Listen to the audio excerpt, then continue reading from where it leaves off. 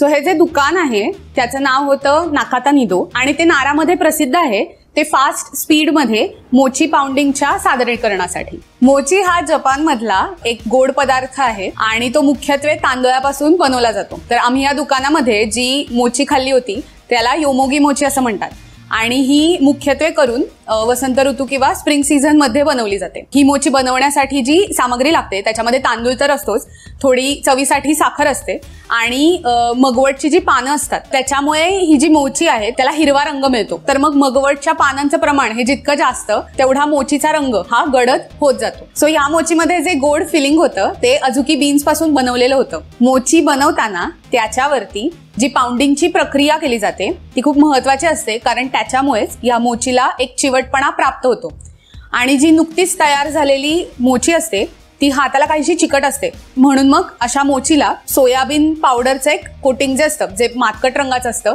तर ते दिलं जातं. सो मग आम्ही ती विकत घेतली आणि ते विकत घेतल्यानंतर आम्हाला असं जाणवलं की मोची जी आहे तर ती स्पर्शाला काहीशी उबदार वाटते.